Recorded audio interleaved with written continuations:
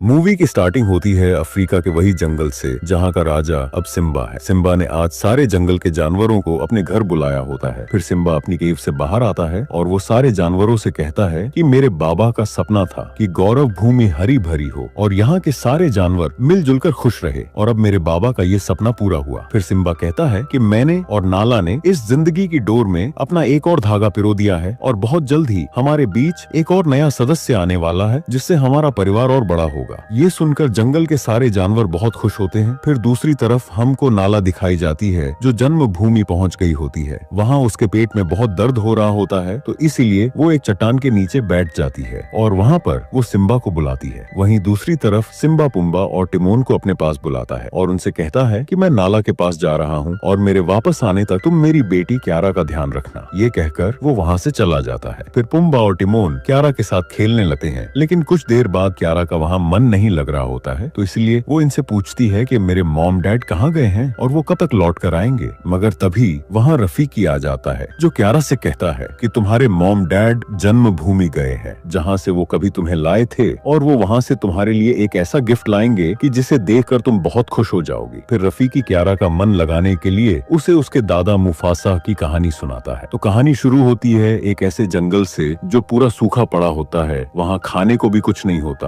और वहाँ की नदियाँ भी सूखी पड़ी होती है जिससे पीने के लिए भी पानी नहीं होता है, तो इसीलिए वहाँ के जानवर ये जगह छोड़ कर जा रहे होते हैं। फिर हमको मुफासा दिखाया जाता है जो अपने मॉम डैड के साथ होता है। वो उनसे पूछता है कि ये सारे जानवर कहाँ जा रहे हैं। मुफासा के मॉम डैड उससे कहते हैं कि ये सब मेले ले जा रहे हैं। मुफासा उनसे पूछता है कि ये मेले ले क्या है। मुफासा की माँ उससे कहती है कि अगर धरती पर कोई जगह जन्नत है तो वो है मेले ले। वहाँ बहुत खाना पानी है और वहाँ किसी चीज की कमी नहीं है, तो इसलिए वहाँ के सारे जानवर मिलजुल कर खुश रहते हैं। फिर मुफासा अपनी माँ से कहता है कि क्या हम कभी मेले ले जा पाएंगे या नहीं। मुफासा की माँ उससे कहती है कि हम जरूर एक दिन मेले ले जाएंगे, अगर तुम चाहो तो उस जगह को तुम अभी महसूस कर सकते हो। फिर मुफासा अपने मॉम डैड के साथ उस जगह को महसूस करता है जो वाकई में एक जन्नत होती है। वहाँ चारों तरफ हरियाली और खूबसूरत फूलों के बगीचे होते हैं और वहाँ नदियाँ और छोटे छोटे तालाब भी होते हैं और वहाँ के जानवर आपस में मिलजुल कर खुश रहते हैं। फिर तभी मुफासा के ऊपर एक पानी की बूंद गिरती है जिससे वो मेले ले को और महसूस नहीं कर पाता। फिर यहाँ बारिश होना शुरू हो जाती है जिसे देखकर सारे जानवर बहुत खुश हो जाते हैं और नदी में पानी भरना शुरू हो जाता है, इसीलिए सारे जानवर नदी में पानी पीने के लिए आ जाते हैं। फिर मुफासा भी नदी में आ जाता है और वो सारे जानवरों के साथ मस्ती करने लगता है। मगर कुछ देर बाद नदी का बहाव बहुत तेज हो जाता है जिससे नदी में अब बाढ़ आ जाती है जो मुफासा को अपने अंदर डूबा कर यहाँ से बहुत दूर एक तालाब में ले आती है। फिर वहाँ पर मुफासा